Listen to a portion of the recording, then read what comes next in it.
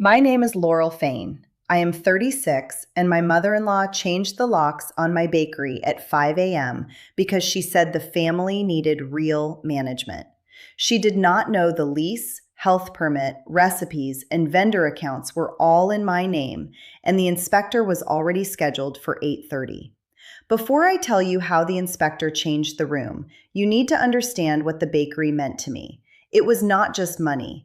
It was time, discipline, and the part of my life I built without asking my family to clap for it. For 2 years, I had been the reliable one. I was the one who answered late calls, remembered appointments, made copies, checked totals, and stayed calm when other people made messes they wanted to rename as emergencies. That calmness became dangerous in my family. They mistook it for permission. They thought because I did not shout, I would not object. They thought because I helped once, I had agreed forever. The object I kept from that season was my flour-dusted apron. At first, it looked small. By the end, it was the thing everyone in the room had to stare at. I scraped old sandwich paint off those walls with a putty knife and learned the oven hot spots by burning the first week of croissants.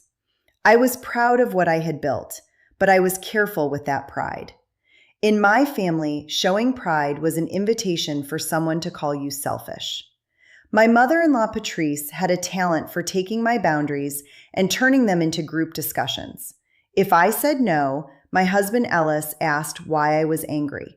If I asked for time, Patrice said I was making the family wait. If I asked for paperwork, somebody laughed and said real family did not need signatures. That sentence always told me who expected to benefit from confusion. The pattern started years before the county health inspection. It started with little tests, a borrowed card, a missed repayment. A favor described as temporary until nobody remembered the temporary part except me. When I corrected the record, I was accused of keeping score. I was keeping receipts. There is a difference. Scores are for punishment. Receipts are for survival, when people rewrite the game after losing. By the time this happened, I had learned to save messages, scan forms, and send follow-up emails after conversations that felt too slippery to trust. I did not do that because I wanted revenge.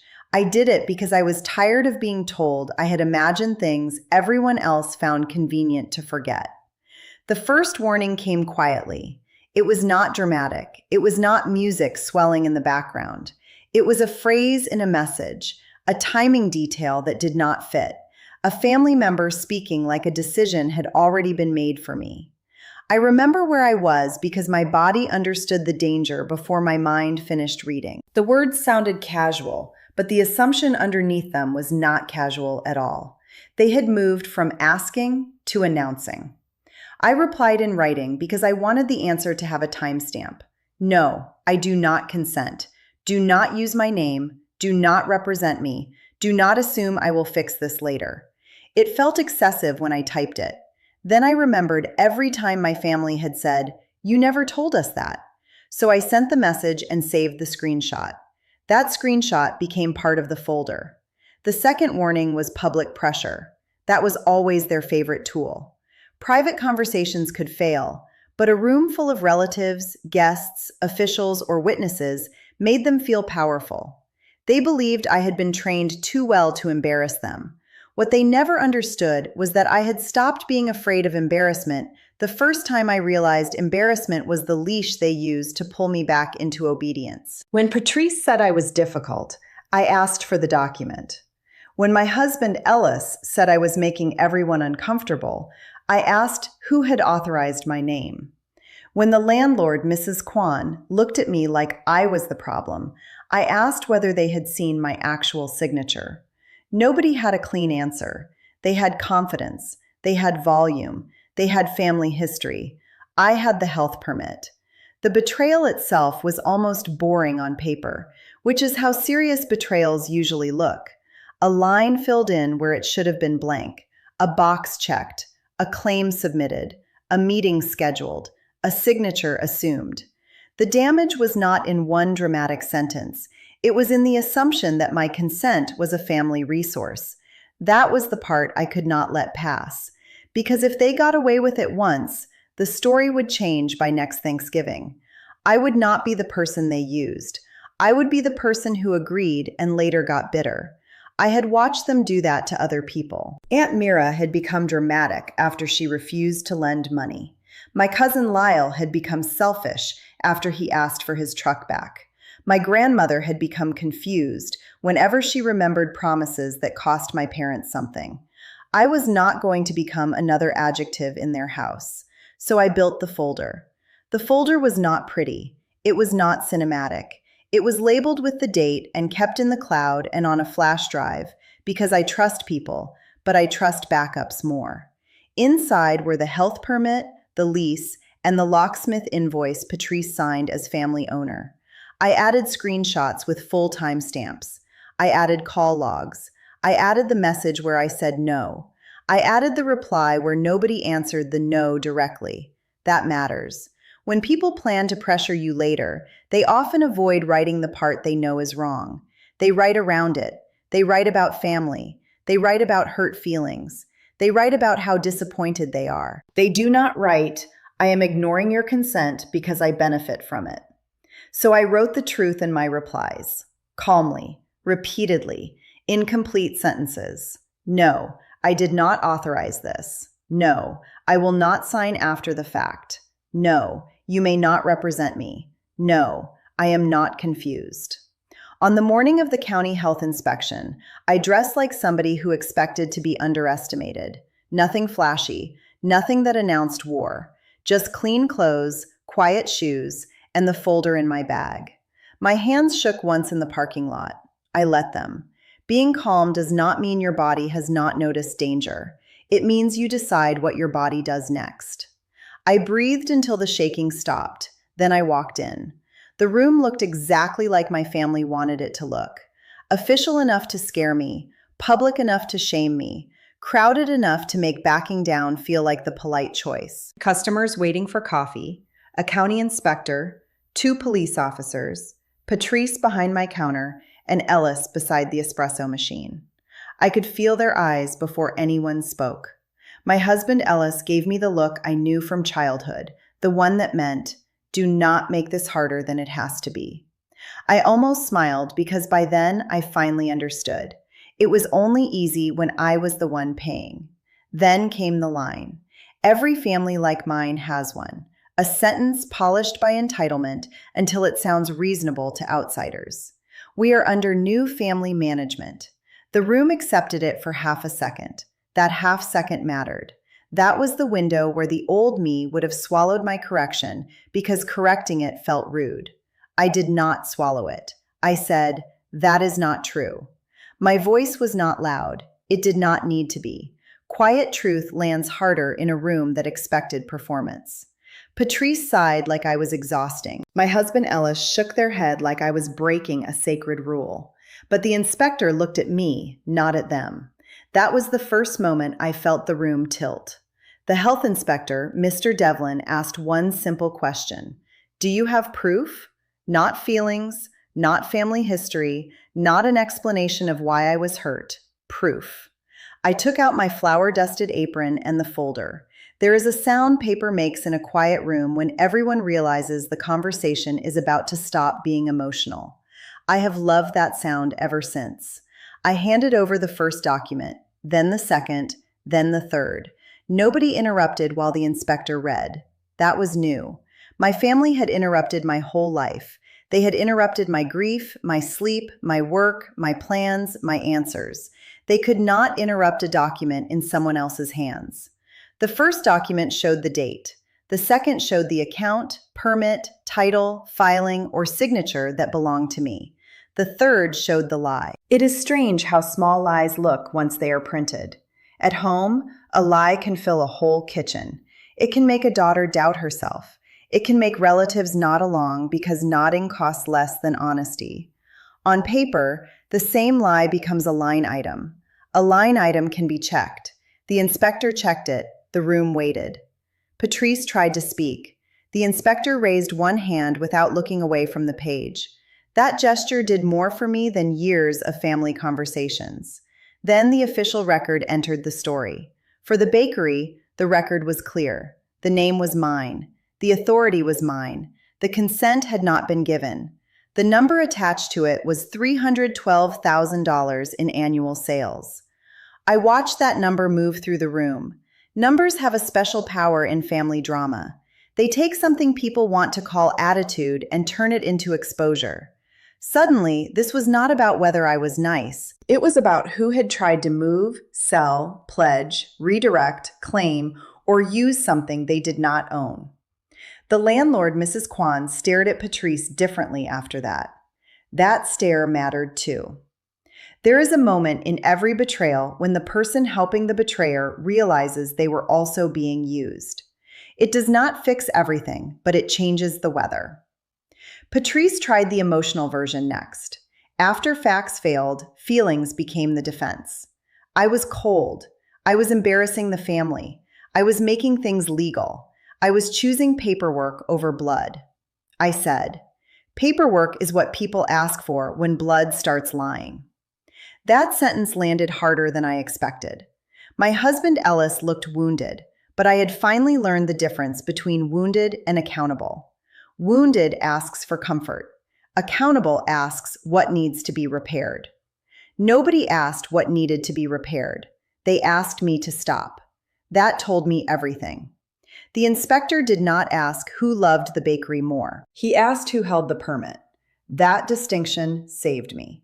Patrice tried to talk about family tradition, even though my bakery was 2 years old and her tradition was sitting at the front table criticizing scones.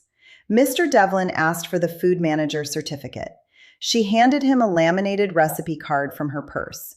For 1 second, nobody moved. Then he said, "Ma'am, this is for lemon glaze." A customer in line coughed into her sleeve. Ellis stared at the floor. I wanted to laugh and cry at the same time, because that was my marriage in one image. His mother behind my counter with my apron and a lemon glaze card, while my husband waited for me to make the situation easier for everyone else. I did not make it easier. I asked Mr. Devlin to note that an unauthorized person had accessed food storage before inspection. His pen moved. Patrice finally understood that my calm was no longer available for decoration. The climax was not shouting, it was procedure. That is what people miss about quiet revenge. The satisfying part is not volume. It is watching a system that they thought would pressure you become the system that protects the truth. The inspector read the relevant line out loud. My name, my right, my refusal, my record. The room could not unhear it. My apron hanging behind the locked glass came back into my hand near the end, and it felt heavier than before. Not because the object had changed, because I had. I was no longer carrying proof in case they hurt me. I was carrying proof because they already had, and I was done pretending confusion was kindness. The decision was simple after that. The inspection was suspended, the operating approval was frozen, and the landlord rekeyed the shop back to the only tenant on the lease. No thunder, no movie speech, no instant healing. Just a record corrected in public. That was enough. Actually, it was more than enough, because public correction was the one thing my family had tried to avoid by making the pressure public first. They wanted witnesses when they expected me to fold. They got witnesses when the truth stood up. I remember looking around and realizing nobody could return the room to the shape it had before I opened the folder. That is the thing about proof. Once it enters, everyone who keeps lying has to do it on purpose. Afterward, the calls started. Not apologies, not at first. Explanations. You know how Patrice gets. You know my husband Ellis was under stress. You know this could have been handled privately. I said the same thing every time. It was private when I said no. It became public when they ignored me. Some relatives did not like that. They preferred the version where peace meant I absorbed the damage quietly. But peace built on one person's silence is not peace. It is storage. And I was done being the storage unit for other people's shame. The private confrontation came later. It always does. People who fail in public often wait until there are no witnesses to ask for the version of you they could control. Patrice said I had humiliated them. I said I documented you. My husband Ellis said I had changed. I said yes.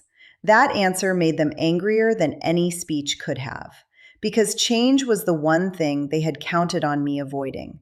They had built a whole family system around the assumption that I would stay useful, guilty, and quiet. I had been useful. I had been guilty. I had been quiet. Only one of those was still available, and it was not quiet. The months after were not clean. They never are. I missed people who had hurt me. I questioned whether I had been too hard. I replayed the room at night and imagined softer versions where everyone understood sooner. Then I reread the folder, not because I wanted to stay angry, because I needed to stay honest. Memory becomes gentle when you love the people who harmed you. It starts sanding down the sharp parts so you can sleep. Documents do not do that. Documents say, this happened. Documents say, you said no. Documents say, they continued anyway. That clarity became my medicine. I rebuilt the practical parts first: passwords, contacts, access, locks, forms, permissions. Every place my family had treated as a side door, I closed. Some people call that bitterness. I call it maintenance. A boundary is not a wall built out of anger. Sometimes it is just a door with a working lock. The people who loved me without needing access adjusted quickly. The people who loved access more than me called me difficult. That difference made decisions easier. What surprised me most was the relief. Not joy, not at first. Relief. Relief when the phone rang and I did not answer immediately. Relief when a family text arrived and I waited until after dinner to read it. Relief when I realized an emergency on their end did not automatically become a command on mine. For the first time in years, my life had quiet inside it. I had not known how loud obligation was until it stopped speaking in my mother's voice. I had not known how heavy guilt was until I put it down and nobody died. That is the part nobody tells you. Setting a boundary can feel like grief before it feels like freedom. People ask whether I forgave them. I ask what they mean by forgive. If they mean I stopped waking up angry, yes. If they mean I handed back the same access, no. Forgiveness is not a universal password. It does not reopen accounts. It does not erase filings. It does not make a forged assumption valid after the fact. I can wish someone well from a distance that keeps me safe. I can love the child I was without re-enlisting her for another round of family duty. I can remember good moments without pretending the bad ones were misunderstandings. That is not revenge. That is adulthood. I still keep my flour-dusted apron, not because I want to relive the worst day, because it reminds me that the truth does not have to be dramatic to be strong. A saved file, a timestamp, a signature, a refusal, a record. Those things can do what tears cannot do in a room full of people committed to misunderstanding you. One detail I did not understand until later was how carefully Patrice had counted on my silence. Silence was not a side effect in this plan. It was the plan. They needed me to feel too embarrassed, too tired, or too loyal to name the thing they had done. Once I named it clearly, the entire structure began to shake. That is why the timeline mattered. Dates are not decoration in a story like this. Dates prove what people knew and when they knew it. They show whether a mistake was corrected after notice or repeated after warning. My family wanted everything to feel like one messy misunderstanding. The timeline showed a choice. I also learned that calm does not mean soft.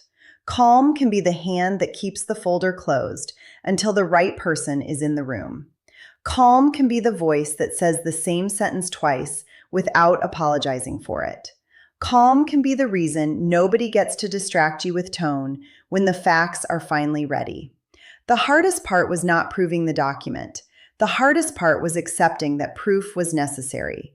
There is a small grief in realizing your own family will not believe your no unless a stranger with a badge, title, desk, or official email address repeats it back to them. I let myself feel that grief later, not in the room, later. After the decision, I made one promise to myself. I would never again confuse being needed with being loved. Need can be urgent, loud, flattering, and cruel. Love can accept a boundary without treating it like betrayal. That difference became the rule I used for every relationship after that day. One detail I did not understand until later was how carefully Patrice had counted on my silence. Silence was not a side effect in this plan. It was the plan. They needed me to feel too embarrassed, too tired, or too loyal to name the thing they had done. Once I named it clearly, the entire structure began to shake. That is why the timeline mattered. Dates are not decoration in a story like this. Dates prove what people knew and when they knew it. They show whether a mistake was corrected after notice or repeated after warning. My family wanted everything to feel like one messy misunderstanding. The timeline showed a choice. I also learned that calm does not mean soft. Calm can be the hand that keeps the folder closed until the right person is in the room. Calm can be the voice that says the same sentence twice without apologizing for it. Calm can be the reason nobody gets to distract you with tone when the facts are finally ready. The hardest part was not proving the document. The hardest part was accepting that proof was necessary. There is a small grief in realizing your own family will not believe your no unless a stranger with a badge, title, desk, or official email address repeats it back to them. I let myself feel that grief later, not in the room, later. That is my story. My mother-in-law, Patrice, thought the bakery belonged to the family because I had been generous with my life. The inspectors showed them the difference between generosity and consent. I ended the marriage that asked me to negotiate for access to my own door. If you are the reliable one, the quiet one, the one everyone calls when consequences arrive, remember this: love does not require handing your keys to someone who already locked you out.